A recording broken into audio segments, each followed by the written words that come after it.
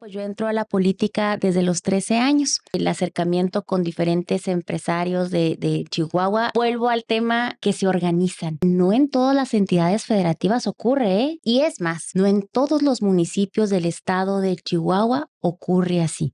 En ese momento, no solamente contribuyó a la corrupción, sino que hubo un funcionario que lo estafó. Coparmex ha tenido una participación fundamental, pero que lográsemos hacerlo, imagínense, en todo el estado.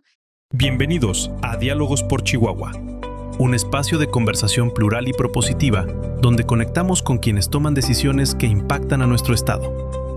Desde Coparmex Chihuahua, impulsamos estos encuentros con el objetivo de abrir el diálogo, conocer visiones, contrastar ideas y construir juntos el bien común. En esta ocasión, nos acompaña Mayra Chávez, originaria de Ciudad Juárez, licenciada en Derecho, con maestrías en Amparo y en Gestión Pública Aplicada. Tiene una amplia trayectoria en la vida pública. Fue diputada local, presidenta del PRI municipal en Juárez y actualmente lidera la implementación de los programas sociales federales del bienestar en el estado de Chihuahua.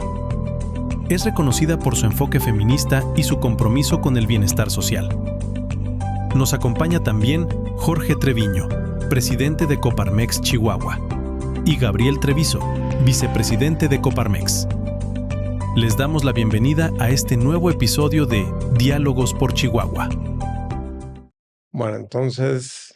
Ya. Bueno, que es negro. Listo, ya estamos. Bueno, Mayra, qué gusto tenerte aquí otra vez con nosotros. La verdad, nos dio mucho gusto cuando aceptaste la invitación porque pues es una clara muestra de apertura para nosotros y para el empresariado en general. Entonces, bienvenida. Y te platico un poquito el objetivo de esta plática. ¿Sí? El objetivo es conocer a nuestros servidores públicos, conocer a la persona primero, o sea, quién eres tú, Mayra, y que nos platiques un poquito cómo te desempeñas en el puesto actual que tienes y cuál es tu visión, perspectiva que hay de los acontecimientos actuales de México, el país y de lo que está pasando aquí en el estado. No, hombre, pues excelente. Muchas gracias, Jorge, por esta gran oportunidad, Gabriel, por la invitación. Bienvenida. Fíjate, a mí me da mucho gusto, especialmente estar aquí contigo, porque yo dentro de Coparmex, yo veo toda la parte que tiene que ver con el tema social. Okay. Yo veo educación, responsabilidad social empresarial, salud, medio ambiente. Entonces, pues estar platicando contigo es una oportunidad bien padre, ¿no? Gracias por estar aquí. Al contrario, en serio, me da muchísimo gusto de poderles compartir lo que se está haciendo desde el Gobierno de México y particularmente desde la Delegación de Programas para el Bienestar, porque de repente es tanto lo que se hace y es el día a día lo que nos come que no alcanzamos a socializar todo lo que está ocurriendo en materia de programas sociales, pero sobre todo de la política de bienestar que tiene el Gobierno de México. Así es que muchas gracias por la oportunidad. Muy bien, muchas gracias, Mayra. Y a ver, para arrancar, queremos primero conocerte. Entonces, nos da la inquietud, ¿qué es lo que tú soñabas de niña? ¿Qué querías ser? ¿Y cómo trascendió lo que querías ser a lo que eres ahora? ¿Cómo llegaste a la política? Fíjense que yo pues me siento muy contenta y muy plena de tener esta gran oportunidad desde el Gobierno de México, porque desde que yo tengo uso de memoria siempre me ha gustado estar al servicio de la gente. Les estoy hablando desde una primaria que fui 6 años jefa de grupo y que me gustaba estar siendo partícipe de pues todas las acciones de organización y bueno, estaba metida hasta en la sopa, como en muchas ocasiones se dice de forma muy coloquial. Sin embargo, pues yo entro a la política desde los 13 años. En la colonia en la que yo vivía, era una colonia en aquel momento de reciente creación y era una colonia que estaba en la periferia de la ciudad. Hoy ya no, Juárez ya es grandísimo y bueno, pues ya casi está en el centro, pero en aquel momento pues ocurría que no había muchos de los servicios públicos y quien era mi vecina era una líder de la colonia y ella empieza a levantar firmas y uno de los días me dice, ¿quieres apoyarme? ¿Me quieres ayudar a levantar firmas? Le pido permiso a mi mamá y ella me dice, sí, adelante. Bueno, pues salgo a tomar firmas. El día que pusimos la primera luminaria al alumbrado público en nuestra colonia, yo dije, esto es lo mío. Tocando puertas y haciendo trabajo colectivo es como realmente se pueden lograr las cosas y así me metí a la política desde aquel momento. con diferentes participaciones, desde la política estudiantil, desde la política partidista, pero siempre intentando hacer que los trabajos se hicieran en colectivo para lograr los grandes resultados. Y bueno, pues ha sido así como he ido poco a poco teniendo la oportunidad de inclusive representar en un distrito local en Juárez. Ya fui diputada local, ya tuve la oportunidad de estar en el Congreso del Estado, de estar en algunos otros cargos públicos que me han permitido estar al servicio de la gente. Y bueno, pues yo me encuentro muy plena, pero por eso, porque me parece que es justo en lo que yo quiero estar. Así es como me visualizaba desde niña. Y bueno, pues esas reflexiones que se hacen a veces solamente el 30 de abril, pero que deberíamos de hacer diario. Constante. Cuando nos dicen, y si el niño que tú tuvieses en el imaginario hoy se presentara frente a ti, estaría orgulloso y yo creo que estaría contento de lo que estamos haciendo. Entonces, pues bueno, la verdad es de que me siento muy plena en esta delegación. Entonces, desde chiquita te gustó la grilla. Sí, creo que sí. Creo que también a veces es algo que uno trae. Totalmente. Sí, ¿no? ¿Traes como la vocación? Dice que todos deberíamos estar metidos en la política de una u otra manera, ¿no? Sí, sí. Tú lo dices muy, muy seguido, ¿no? Si has encontrado en Coparmex la forma de incidir en la política Sí. sin ser una participación partidista. Pero bueno, pues tú aparte de meterte, vamos a ir en el trabajo por el bien común, decides hacer carrera de la política, ¿no?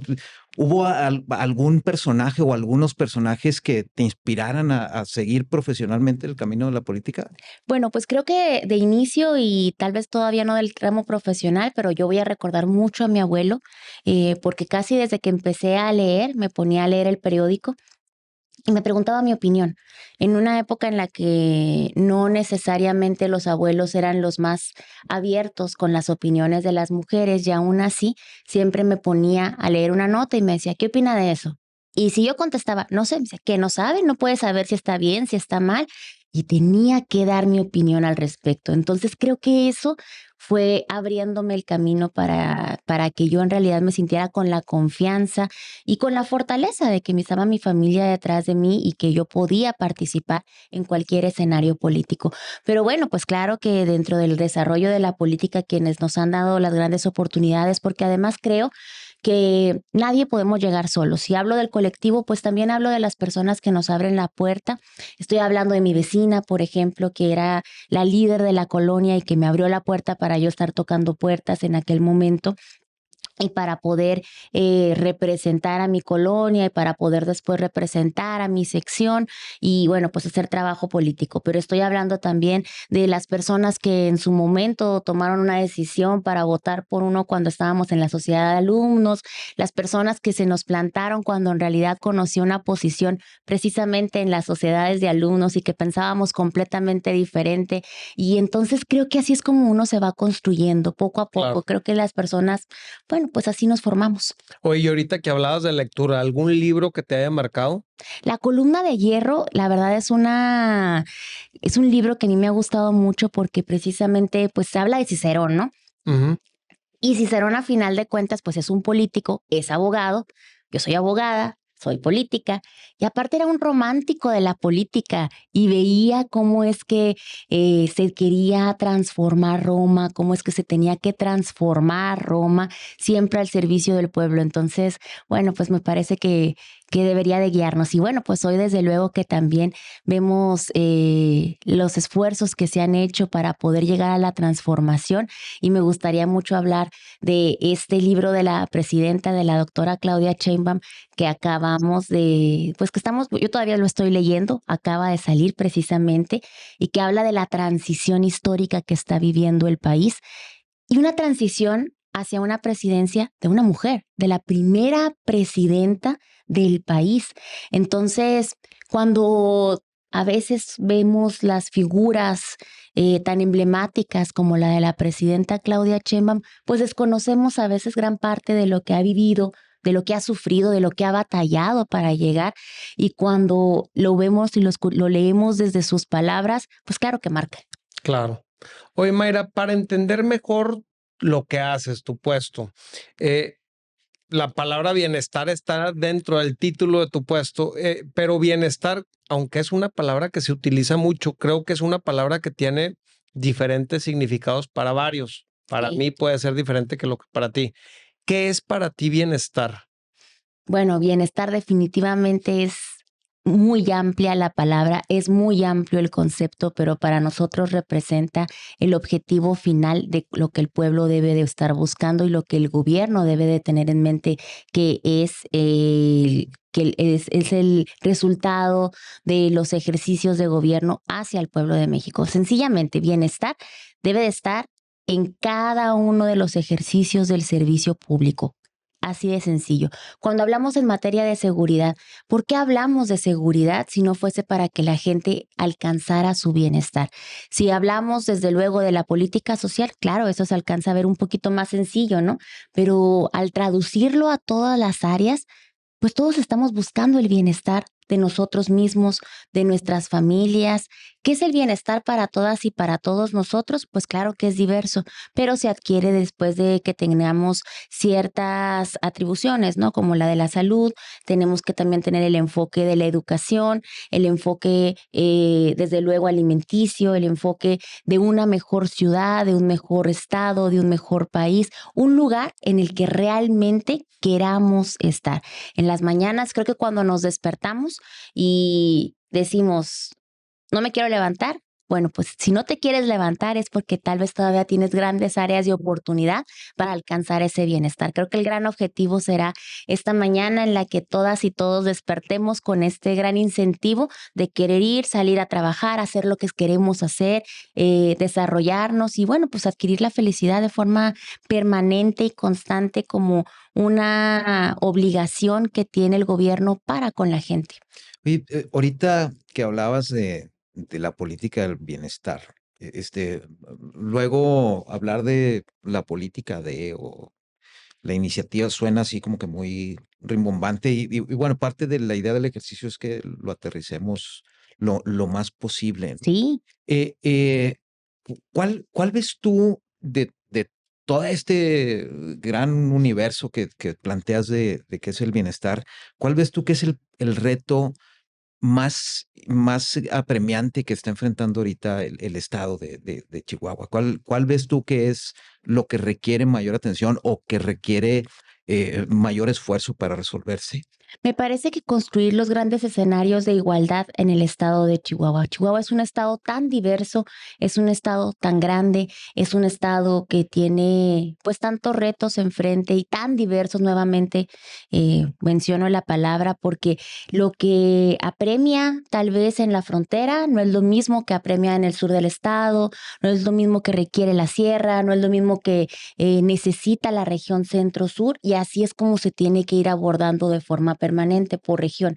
Entonces, cuando decimos que cuáles son los grandes retos, pues alcanzar la igualdad de oportunidades en un estado tan diverso, me parece que es un reto muy importante y que definitivamente el bienestar tiene que estar de la mano de toda esta igualdad que se está intentando lograr, claro, a través de la política de gobierno, a través de todos las aristas que tiene la política de bienestar, pero que involucra a todas y a todos, que involucra los diferentes sectores que convergen en esta sociedad. Oye, Mayra, hay una frase que se dice mucho en el empresariado, que es lo que no se mide no se puede mejorar. ¿Cómo puedes medir el bienestar? ¿Cómo podemos saber si estamos bien o mal o ahí vamos en camino a lo que queremos llegar con el bienestar? Fíjense que yo di la clase de políticas públicas en la UACJ durante varios años y esa era una pregunta de todo el semestre, ¿eh? Es decir, durábamos 6 meses discutiéndola, cómo alcanzar, cuáles son los indicadores correctos que nos permiten medir el que una sociedad ya alcanzó el bienestar. Y bueno, se los comento porque entre los diferentes equipos que se hacían para generar la discusión, pues siempre eran diferentes también respuestas las que se tenían, pero conocer, insisto, de salud, conocer de educación, conocer de la seguridad de las personas, pero también de la percepción que tienen respecto a todas estas grandes áreas, porque de repente vemos solamente numerología y esa es una parte objetiva que se debe de medir, pero la parte subjetiva también debe de ser medible porque es como nos sentimos todas y todos. Y de repente nos podrían llegar a decir, no, hombre, es que ya no hay 0 homicidios en esta ciudad. Sí, pero si tú te sientes inseguro, no importa si hay 0 homicidios, porque la percepción de la ciudadanía es lo que debe de también movernos. Entonces, son tantas las aristas que deben de medir el que alcancemos el bienestar, pero creo que definitivamente, pues el sentir del pueblo de México es lo primero que debemos de tomar en cuenta para poder tomar una determinación. ¿Y cómo podemos alcanzar estas mediciones? Pues a través de las encuestas. Tenemos afortunadamente el instituto, el INEGI, que es un pues instituto ya consolidado, que tiene grandes resultados, que tiene la encuesta nacional de ingreso y gasto, que tiene diferentes instrumentos que nos permiten ir conociendo cuál es el resultado de las decisiones que se toman desde el gobierno, pero también desde la ciudadanía organizada.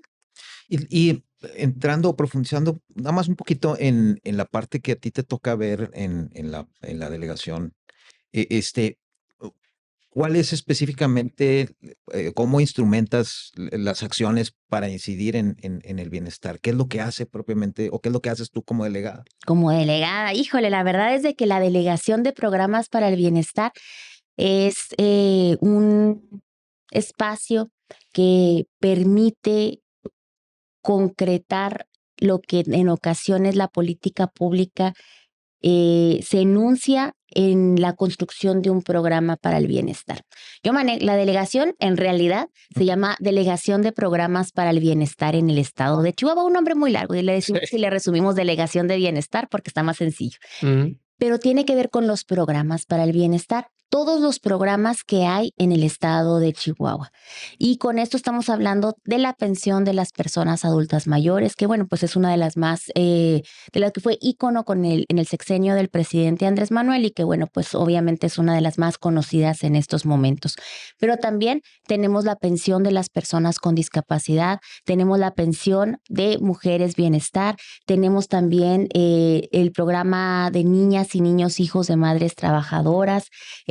Tenemos también la coordinación y apoyamos en la implementación de las becas. Con esto me refiero a la beca Benito Juárez, que es la de media superior, la de preparatoria, de la Rita Cetina, que es la de secundaria, que esta arranca con la presidenta Claudia Sheinbaum.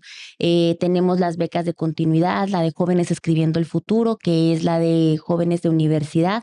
En coordinación también con la Secretaría del Trabajo tenemos el programa de Jóvenes Construyendo el Futuro, que es este programa que da una capacitación laboral durante un año a aquellas personas jóvenes de entre 18 a 29 años de edad que deciden, pues bueno, que tal vez no han tenido esta primera oportunidad y que a nosotros nos llegó a pasar. Querías tocar una puerta y decían, sí, pero necesitas tantos años de experiencia. Sí, claro, pero ¿cómo voy a tener experiencia si nunca me han dado la oportunidad de tenerla? Entonces, este trabajo, por ejemplo, con el empresariado, con los comercios. La educación dual, que estamos empezando a trabajar en conjunto. Es muy importante porque este programa a mí me parece que ha venido a transformar muchos escenarios, incluyendo el de la pandemia, ¿eh? En la pandemia muchos comercios se inscribieron porque, bueno, pues eran retos importantes que se tenían y que tal vez ya no tenían la misma venta que tenían anteriormente. Y hoy, con el Jóvenes Construyendo el Futuro, pues mínimo se estaba cubriendo esta capacitación, pero que se alcanzó a visualizar casi como un empleo para las personas, para los jóvenes. Y bueno, pues es como una forma de apoyarse, ¿no? Entre ambos, entre el gobierno y entre los comercios y entre los jóvenes. Sí, fíjate, cambiando un poquito de tema, hay una, o más bien transicionando un poquito en el tema, hay una frase que se aventó nuestro presidente, el presidente nacional de Coparmex, Ajá. Juan José Sierra, hace unas semanas y dijo, no hay mejor programa social que un empleo formal. ¿Qué opinas de esta afirmación? No, hombre, pues que creo que a final de cuentas, este programa, por ejemplo, el de Jóvenes Construyendo el Futuro, fíjense, propicia como tal la formalidad también, porque no solamente estamos que durante un año se esté dando este apoyo económico al joven, que es un salario mínimo, ¿eh? Es decir, no es un apoyo económico sencillo, sino que también se le inscribe en el seguro social. Eso hace que se va construyendo en el joven esta idea de que el empleo formal es lo que estará buscando. Que claro que también a partir de ahí se puede generar el emprendimiento, ¿eh? Y es otra forma en la que se está buscando incentivar para que no solamente busquen el que se les contrate, sino que se les puedan otorgar algún tipo de crédito como para emprendedores después de que salgan de jóvenes construyendo el futuro. Pero me parece que esta idea que tú mencionas, pues bueno, es integral, ¿no? Porque al final, si creamos esta cultura, si creamos esta visión y si fomentamos desde cada uno de los programas para el bienestar la formalidad en el empleo, la formalidad en los trabajos, la formalidad en todos los escenarios, pues creo que también pues es una forma de dar orden al país y es una forma en la que el tema de los pagos de impuestos, el tema de estar regular en el SAT, bueno, a mí me tocó todavía cuando la primera vez que fui a darme de alta en el SAT me dio muchísimo miedo y dije, no, ya, a partir de este momento corro el riesgo de, no sé, llegar a caer todavía en algún tipo de delito fiscal, ¿no? Todavía no era abogada, pero ya quería usar mis términos legales por todos lados. Entonces, bueno, creo que esta formalidad incentivada de forma correcta desde muy joven va a ayudar mucho al país y sigue ayudando en estos momentos. Oye, Mayra, agarrándome de nuevo de esa idea, se está trabajando y se ha hablado mucho de que se requiere hacer más formalidad en México. El índice de informalidad sigue siendo muy alto, pero al mismo tiempo cada vez se está fiscalizando y se está regularizando más, se están pidiendo más requisitos complicados, más trabas. Se está haciendo más difícil ser formal, ¿no? Se está haciendo más difícil. ¿Cómo crees tú que se debe conseguir ese balance entre formalidad, pero al mismo tiempo que sea fácil abrir un negocio y operar un negocio? Creo que la simplicidad de los trámites debe de ser una realidad. La presidenta Claudia incentivó y propuso esta ley precisamente de simplificación administrativa ante Cámara de Diputados y está en estos momentos todavía en el tiempo en el que se está implementando a nivel nacional, sobre todo en el gobierno. Porque todas y todos sabemos que lamentablemente antes eran trámites engorrosos y esa Antes, pues todavía. hoy está todavía estamos en ese proceso, tienen razón, pero creo que cada vez debe de hacerse menos. Esa parte de que decían, se piden hasta la cartilla del perro, creo que nos quedábamos cortos con el chiste, porque era una realidad. Hoy, poco a poco, se ha ido modificando. Solamente como ejemplo, y desde lo que yo hago, en la delegación de programas para el bienestar, la gran mayoría de los programas para el bienestar te piden requisitos muy sencillos. Solamente te piden una identificación oficial, te piden la CURP, y la CURP porque, bueno, pues es casi la forma en la que nos tenemos que identificar todas y todos, un acta de nacimiento y un comprobante de domicilio. No es necesario que el comprobante de domicilio esté a nombre de la persona ni nada por el estilo. Recordarán anteriormente que para ingresar a un programa te pedían inclusive un estudio socioeconómico.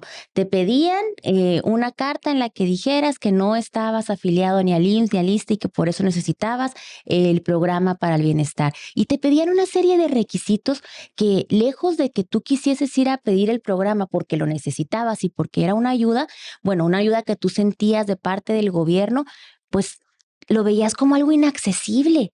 Entonces, creo que es la forma en la que se está comenzando a transformar. ¿Es un inicio? Claro. Y como todo inicio, pues va todavía no con la celeridad que todos quisiéramos, porque debo decir también que de repente desde los gobiernos tenemos que incentivar el que las cosas pasen y eso también tiene que ver con la voluntad política, porque a veces, aunque esté dentro de la ley, mover a este elefante y para que avance, es impresionante cómo es que las mismas prácticas puedan llegar a seguir ocurriendo. Y eso se los digo yo aquí en este momento, en este micrófono, pero posiblemente voy y me topo en una oficina, y me ha pasado, no sé, en algún municipio, y voy a decir en otro estado para no, Para no manchar aquí nada. pero llego y de repente, sí, pero necesito que la CURP esté certificada y que casi traiga un sello de no sé qué. Yo, eso no dice.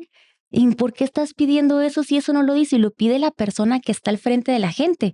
Sí, depende mucho de quien te atendió en ese momento. Sí, entonces, si eso nos llega a pasar a nosotros, entonces ya se imaginarán en un trámite mucho más complejo. Creo que es algo que tenemos que ir cambiando poco a poco, pero que también tenemos que cambiar esta mentalidad desde quienes estamos, claro, en el servicio público y bueno, pues como ciudadanas y ciudadanos también, ¿verdad? Claro. Saber de que no tenemos que ir y vacunar al perro cuando queramos hacer algún trámite. Claro. Que luego también inventarse de esos requisitos a nivel ventanilla, vamos a decir, pues es una palanca para la corrupción.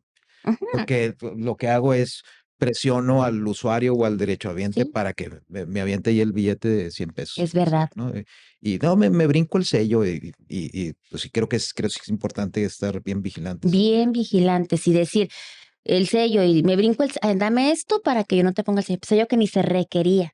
No, hombre, no, sí, sí tienes razón, es un tema complejo, pero que tenemos el combate a la corrupción me parece que es algo de los grandes retos. Y ahorita hablaba del tema de la igualdad, pues una de las formas de acercarnos a la igualdad de las oportunidades es precisamente el combate a la corrupción, porque nunca vamos a alcanzar a lograr esta igualdad de oportunidades entre las personas si solamente el que puede dar esto para que no le diga nada del sello, en realidad puede acceder a un programa para el bienestar. Ahora, hablando de corrupción, creemos que una de las fuentes de la corrupción o por lo que se termina fortaleciendo la corrupción es por la impunidad. Es correcto. Y, por ejemplo, en el INEGI hay una encuesta especial que pregunta cómo está la percepción de la impunidad y está en niveles altísimos en México, está creo que como en un 99%. ¿A qué crees que se debe eso? Bueno, me parece que va desde lo más chico hasta lo más grande, ¿no? Me parece que esta persona, si volvemos a hablar del sello, va a pagar, no sé, los 100 pesos porque el sello no se le, porque no se, porque le aceptan el documento sin que tenga el sello. Sin embargo, va a siempre tener en su conciencia el que en ese momento no solamente contribuyó a la corrupción, sino que hubo un funcionario que lo estafó para que en realidad no pudiera acceder a su programa.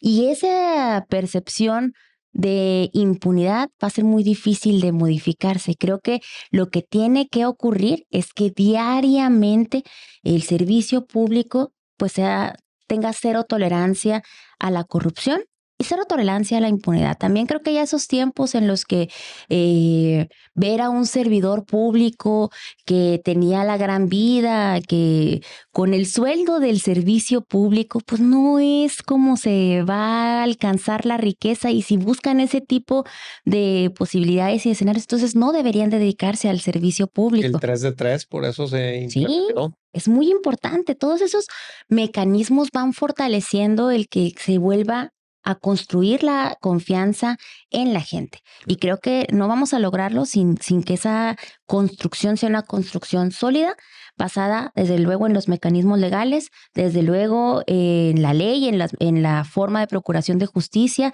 en que nuestras corporaciones estén bien capacitadas, el que en realidad, repito, tomemos en cuenta la percepción de la gente. Y esto, híjole, yo soy una creyente de la seguridad ciudadana y del que el área subjetiva de la seguridad tenemos que tomarla mucho más en cuenta, porque si no lo hacemos y si desde no vamos a las causas y no vamos realmente a los problemas de raíz, entonces en realidad no lo vamos a hacer, no vamos a hacer las modificaciones estructurales que estamos buscando, solamente lo vamos a hacer por encimita y en algún momento eso por encimita se nos va a caer. Oye, Mayra, pero esa percepción sí va ligada directamente a los números, ¿no? O sea, pues si está una inseguridad rampante con asesinatos, fraude, pues, Balaceras. por más que en el periódico tú leas una cosa, pues estás viendo lo que está pasando, ¿no? Claro. Entonces, nosotros, a ver, la pregunta sería, ¿cómo crees tú que podemos incidir positivamente y ustedes en el gobierno que están en esa posición para justamente lograr este tipo de avances? ¿Cómo podemos lograr que haya menor impunidad? Porque creo que habiendo menor impunidad se va a mejorar muchísimo la seguridad. ¿Qué mecanismos, qué herramientas se podrían poner como para realmente mejorar eso? Y a mí me gustaría ¿Mm? agregar algo a la pregunta de Jorge. O sea, ¿qué ves tú que debería hacerse desde los distintos niveles de gobierno? O sea, no nada más desde donde estás tú. ¿Qué crees que deberíamos de estar abordando ahí? Fíjense que algo de lo que a mí me ha gustado mucho lo voy a hablar primero desde la delegación, Ujú. desde los programas para el bienestar que me toca desarrollar, es la participación de la gente en los programas, pero activa, una participación completamente activa. Les voy a poner como ejemplo La Escuela es Nuestra. La Escuela es Nuestra es un programa que lleva un recurso importante a las escuelas, pero no se baja directamente a la escuela ni a través de las instituciones de servicios educativos, sino se baja a los padres y madres de familia. Se construye un comité que se vota en una asamblea a mano alzada, se elige a una tesorera y entonces se baja el recurso y así es como se desarrolla el programa. Tiene grandes beneficios, pero particularmente me contaban ahora en Batopilas, decían que en algún momento educación, no sé de qué nivel, les mandó calentones. En Batopilas, ¿cuándo se va a necesitar un calentón? Es decir, necesitamos saber qué es lo que se necesita en cada lugar y quién va a saber mejor que las padres y los padres y las madres de familia, que sus hijos llegan en la tarde y les cuentan, oye, hacía mucho calor, no mucho frío y sucesivamente, ¿no? Entonces, esta participación activa también ha permitido que se conozca el ejercicio de los recursos públicos, porque efectivamente baja el recurso, lo desarrollan entre el comité, es decir, hacen las obras y si son la construcción de bebederos, hacen los bebederos, pero eso tiene que alcanzar para los bebederos, se vuelven a juntar en asamblea, dan cuentas y así va desarrollándose. Y eso ha ayudado muchísimo a que se genere transparencia en los recursos y también conciencia de que los recursos públicos bien utilizados alcanzan. ¿Y hasta para qué alcanza? Porque si yo como abogada, tal vez que no conozco nada de la construcción, el día que me meto a construir unos bebederos, ya sé cuánto cuesta el cemento para construir la base y cuánto va a ser las llaves y cuánto va a salir la tubería y así sucesivamente. Entonces ayuda a generar conciencia sobre cuánto cuestan las cosas y en realidad si se podrían o no podrían hacerse con el recurso público que se está haciendo. Pero como la escuela es nuestra, tenemos la clínica es nuestra. Tenemos también el FAISPIAM, que es este componente del FAIS, del Fondo de Aportaciones para la Infraestructura Social, que están desarrollando los pueblos y comunidades indígenas y que ellos están decidiendo en qué realizarlo. Entonces, esta participación activa de la gente involucrada en el recurso público ayuda muchísimo.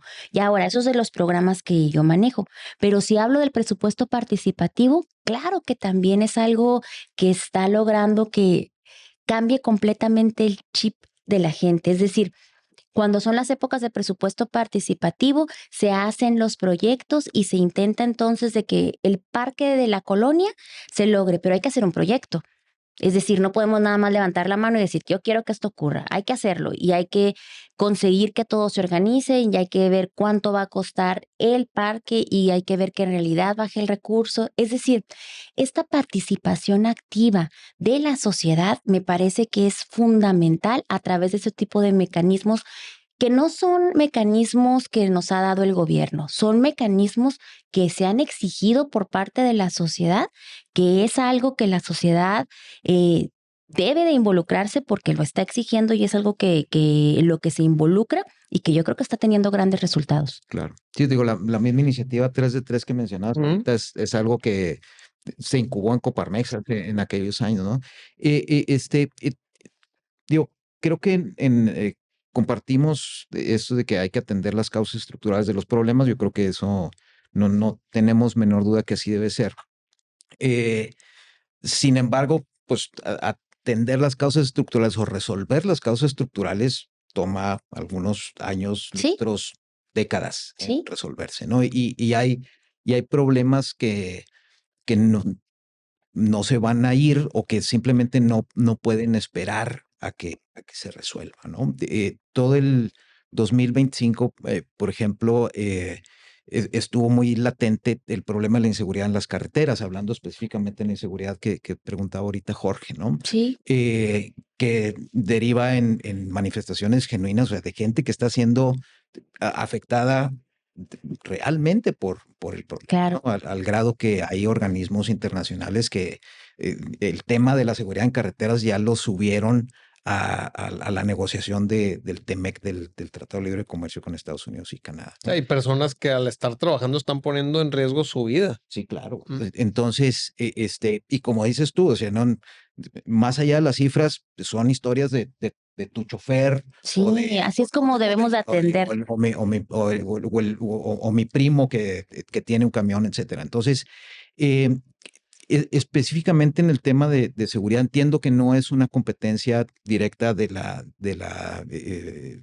delegación que tú encabezas, pero sí nos interesaría mucho conocer cuál crees tú que debería ser el papel en esos temas de seguridad que debería tomar el gobierno federal, el gobierno estatal y las municipalidades, ¿no? Y la sociedad misma. O sea, Sí. ¿cómo deberíamos de abordar esos temas? ¿Cómo debería el gobierno abordar esos temas en tanto seguimos trabajando en resolver las causas estructurales? Bueno, pues es que me parece que si bien efectivamente desde bienestar no estamos en los temas de seguridad, yo tengo una participación en la mesa de construcción de la paz que pues me encuentro ahí con generales, con las áreas de seguridad y bueno, pues yo voy solamente por el tema de atención a las causas. Es decir, que cuando salgo y me preguntan algunos de los medios de comunicación afuera de la reunión, oiga, ¿qué pasó con este número? Digo, no, yo vengo a la atención a las causas y lo menciono porque me parece que una forma de atender las causas es atender a la gente. Lo mencionó la presidenta Claudia respecto a este tema de las carreteras. Creo que el que se abriese una mesa para escuchar a la gente, el que también en esta mesa se construyeran mecanismos de denuncia, ha hecho que se tenga que fortalecer la Guardia Nacional en materia de caminos.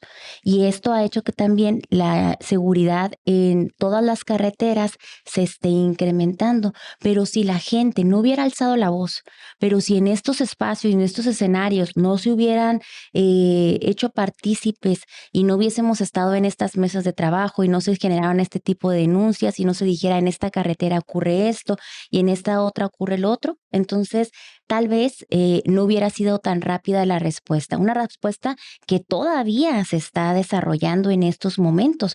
Es decir, comienza y entonces se reestructura Guardia Nacional y mandan una gran cantidad ahora para el tema de caminos, para esta división de caminos de la Guardia Nacional. Entonces, creo que escuchando a la gente es como realmente podemos lograr los grandes resultados. Así es que, si bien no tiene algo que ver directamente con mi delegación, sí tiene que ver con la forma en la que visualizamos el ejercicio del gobierno. Oye, Mayra, otra pregunta también un poquito fuera de tu control en cuanto a tu cargo, pero que sí le afecta en gran medida al estado de Chihuahua. A ver, ¿tú cómo lo ves? El tratado del TEMEC y en general la forma en que se ha manejado esta negociación de aranceles y con Estados Unidos, ¿tú cómo la has visto? ¿Qué crees que está funcionando bien? ¿Qué crees que podría mejorar?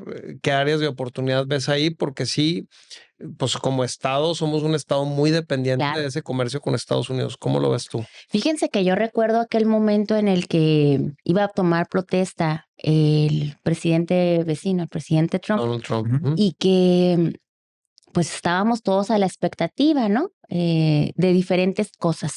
Del tema de la migración, desde luego. A mí me tocó construir el centro de apoyo y de servicios, se lo encargan a la secretaria Ariadna Montiel, a la secretaria de Bienestar, Ujú. y por ende pues nos quedamos allá para hacer un espacio en el que tendríamos que recibir a personas en situación de migración, nacionales, me refiero a mexicanas y mexicanos, pero pues que estaban en una situación de migración y que había que recibirles pues de una forma humanitaria. Pero a la expectativa estábamos también de todo este tipo de temas, de los tratados, de los aranceles, de los impuestos, de la renegociación del tratado, y estábamos todos a esta expectativa. Y debo decir que si ahorita mencioné el tema del libro, pues bueno, forma parte de estas experiencias que pone la presidenta Claudia, ¿no? Y que, bueno, pues dice, si yo me ponía con esta fortaleza, ¿no? En la que vimos cuál fue el resultado con Canadá, por ejemplo, en la que se rompen las relaciones comerciales, se rompen casi relaciones diplomáticas, no al 100%, pero pues en gran medida. Tenemos que ser cada vez más inteligentes a la hora de generar las negociaciones. Más pragmáticos. La política la política internacional, para no dejarlo solamente con un país, tiene que ser mucho más inteligente y tenemos que ver, desde luego, que primero por los intereses de nuestro país y de las personas que vivimos en este país. ¿Y cuál va a ser la afectación? Nosotros somos un estado fronterizo. ¿Quiénes hubiéramos sido los primeros perjudicados de una negociación mal llevada de la presidenta? Nosotros. Claro que nosotros. Y cuando lo platicamos también allá en Juárez y en la frontera, lo decimos y decimos, bueno, pues sí, sufrimos cuando cerraron el puente en la pandemia, porque muchas y muchos tenemos la mitad de nuestras familias en el otro lado del país, en el otro país. Imagínense cómo nos hubiera ido. Entonces, creo que estas negociaciones que se llevan a cabo con mucho cuidado, con mucho tiento, yo trato de ser también muy cuidadosa respecto siempre a las declaraciones que se dan, porque de repente cualquier declaración que da un funcionario de cualquier nivel, de cualquier sector, digo, bueno, pues hay una estrategia para para todo lo que se refiere a la negociación internacional de los tratados, etcétera. Y bueno, pues ahora están tomando casi cualquier declaración de cualquier servidor público para quererla tergiversar y para poder afectar una negociación. Imagínense en qué escenario nos encontramos en estos momentos. Entonces, me parece que se están tomando buenas decisiones, me parece que como país estamos actuando correctamente en conjunto. Creo que desde la Secretaría de Economía se están tomando también los caminos necesarios para lograr que todos, y repito, Coparmex ha tenido una participación fundamental en estos apoyos para conocer de las realidades, de las afectaciones, en estas mesas que Economía ha construido para ir y generar una negociación y luego una renegociación y luego otra. Entonces creo que, bueno, pues eso es eso debe de ser nuestra fortaleza, el actuar en conjunto. Claro. Fíjate, ahorita que decías de la importancia de alzar la voz, lo voy a tomar como una invitación Claro. que alcemos la voz, ¿verdad? Ahorita te decía la frase esta de nuestro presidente de que el mejor programa social es un trabajo formal, un empleo formal. Le quisiera agregar una frasecita.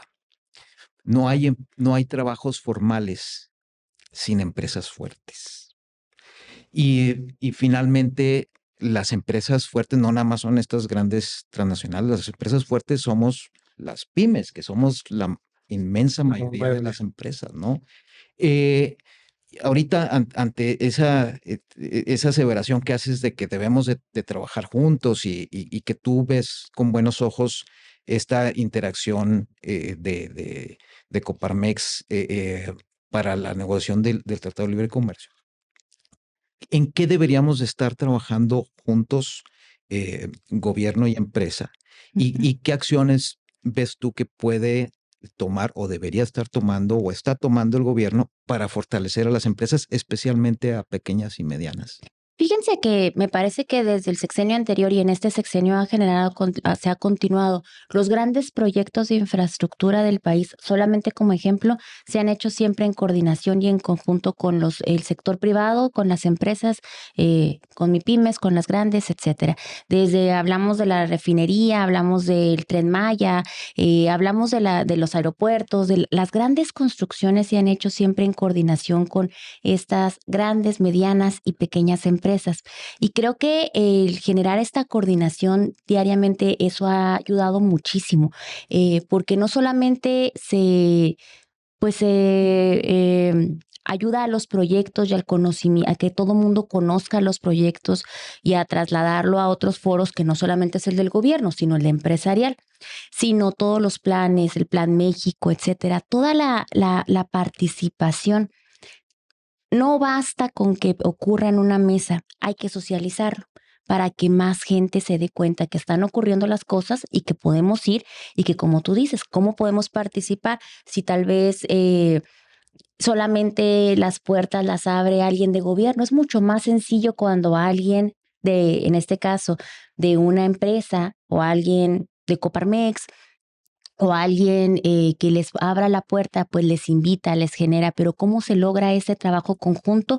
Siempre en coordinación. Está el Plan México en estos momentos desarrollándose, están los polos de desarrollo que se están construyendo, uno aquí en el estado de Chihuahua, allá por Santa Teresa en Juárez. Entonces, creo que los escenarios de construcción de oportunidades entre todas las instancias, me refiero, la iniciativa privada, el gobierno, las organizaciones civiles, etcétera, es importantísimo a través de estos canales de comunicación que se están construyendo y que estoy segura se construirán todavía más. Oye, Mayra, hablando de esa coordinación, ¿qué opinión tienes tú de los fideicomisos que se han creado para atender estas problemáticas sociales como la seguridad y el desarrollo social? Hablando de Chihuahua, que tenemos entre muchos fideicomisos dos bien importantes que atienden esos temas.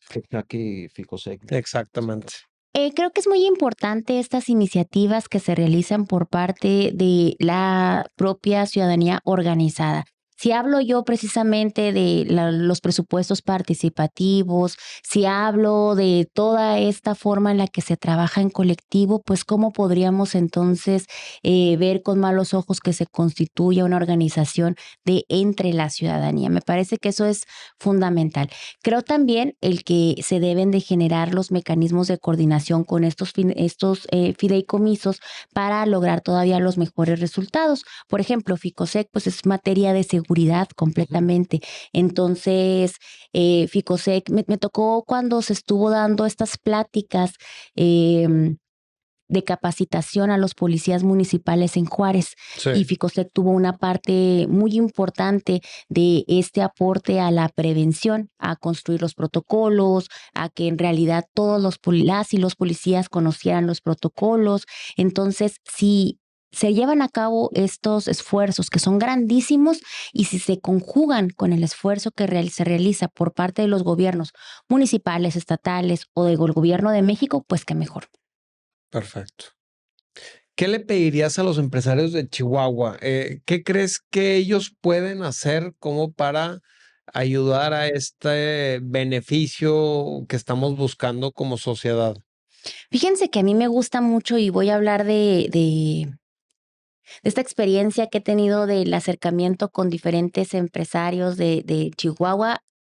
Vuelvo al tema que se organizan. Me parece que no en todas las entidades federativas ocurre, ¿eh? Y es más, no en todos los municipios del estado de Chihuahua ocurre así. Claro que porque son diferentes escenarios del empresariado, pero a final de cuentas, lo decían ahorita, las MIPYMES, ¿no? Me acuerdo recientemente que acabo de ver en este programa de los tiburones Sí. a una empresaria chihuahuense, pero que ella tiene la coordinación con diferentes mujeres de Norogachi, que son rarámuris. De hecho, su socia es una rarámuri. La empresa Sinibi Jipe, sí. Ajá, entonces, bueno, pues si estamos hablando, las MIPYMES. Empresa socia de Coparmex. Ah, no sabía que era Coparmex. Sí, por eso pero la conocemos también. Hija pródiga. Es importantísimo ese tipo de incentivos a que se construyan estas empresas en todos los niveles y en todos los municipios, porque entonces esa empresa que ya llegó bueno, aquí la conocemos, muchas y muchos de nosotros podríamos haber sido clientes, pero no conocíamos tal vez toda la esencia. Debo decir que también forma parte del programa de Jóvenes Construyendo el Futuro. Yo así fue como la conocí, Mira. pero lo cierto es de que pudiésemos en todos los municipios, que todos los comercios, las empresas, por muy pequeñas o por muy grandes que sean, se generen en esta organización en beneficio de su propio municipio y de su propia comunidad. Porque, bueno, es que a mí me llenó de emoción el que se construyan se fabriquen, mejor dicho, estas prendas allá en Orogachi, con sus usos, con sus costumbres, porque eso es incentivar, eso es también ampliar la visión de lo que se puede hacer con cosas, Respetando la cultura, la tradición. y con tanto que tenemos tan rico que es nuestro estado. Mm. Entonces, bueno, me parece que eso, si lográsemos, claro que este ejemplo de aquí de Chihuahua, de la organización que se tiene aquí en Chihuahua, por parte de las y los empresarios, de la que se tiene en Juárez, de la que tal vez se tiene en Nuevo Casas Grandes, en Cuauhtémoc, pero que lográsemos hacerlo, imagínense, en todo el estado, y que lográsemos estos lazos tan importantes como el de este ejemplo. Hombre, me parece que la riqueza de nuestro estado estaría se estaría potencializando a un nivel exponencial en todo el país y a nivel internacional. Entonces creo que eso es algo que, claro que, bueno, pues suena no a sueño, creo que suena a algo que podemos construir en conjunto. Yo también lo creo. Sí. Híjole, tenemos un montón de preguntas. Con mucho gusto, yo estoy muy contenta de estar aquí. Pero ya no traemos mucho tiempo. No, hombre, pero podemos generar otro espacio también si ustedes me lo Ándale, permiten. claro. Claro. Sin duda, digo, yo creo que habrá oportunidad de volvernos a sentar en otros foros, para poder ir desahogando esto y no quedarnos picados Claro, con la conversación, ¿no? sí. Pues antes de cerrar la plática, no sé si hay algo que quisieras tú compartir con la ciudadanía chihuahuense en general y con el empresariado chihuahuense en lo particular. Bueno, pues a mí me gustaría nada más mencionarles que para mí me parece que el desarrollo inclusivo empieza cuando los que menos tienen realmente tienen dinero para poder gastar. Y esa es una parte en la que nosotros estamos también contribuyendo de forma permanente. Creo que la política de bienestar y esta inclusión, esta igualdad de oportunidades que estamos buscando, se logra también a través de el acercamiento de los derechos a las personas. Nosotros sí tenemos una política de bienestar que hace que las personas no vean estos pensiones y programas para el bienestar como dádivas, sino como los derechos que tienen para realmente alcanzar la igualdad de oportunidades. Algo que ya lo dice nuestra Constitución. Y con esto me refiero a que desde un inicio el artículo 4 constitucional decía que todos éramos iguales ante la ley. Pero eso es verdad. Era complicado lograr estos escenarios de igualdad en un mundo tan diverso como el nuestro. Y creo que, bueno, pues desde la Delegación de Programas para el Bienestar vamos a estar buscando siempre este propósito. Tendremos que todas nuestras acciones vayan encaminadas a ese objetivo. Y bueno, pues si puede ser de la mano y codo a codo con ustedes, el empresariado chihuahuense, qué mejor que así sea. Seguro podemos coordinar de aquí en adelante.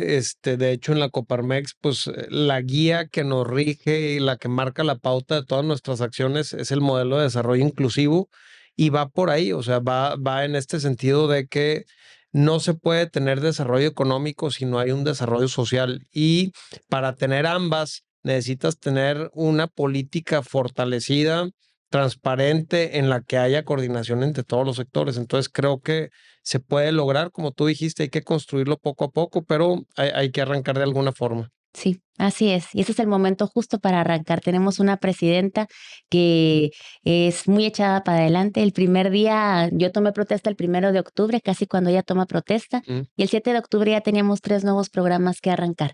Entonces es una presidenta de mucho trabajo, es una presidenta científica, es una mujer visionaria que le apuesta al desarrollo de nuestro país desde la construcción de un mejor México, con la inclusión de todas y de todos, de que esta sociedad sea participativa y no puede ser de otra forma sino con los empresarios.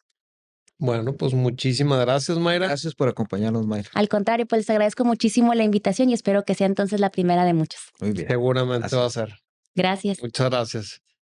Recibo una invitación para irme a trabajar a Los Pinos. La regla número 1 es cerrando la puerta de la oficina. Aquí no hay amigos, pero a mí nadie me ha acusado ni de rata, ni de huevón, ni de pendejo.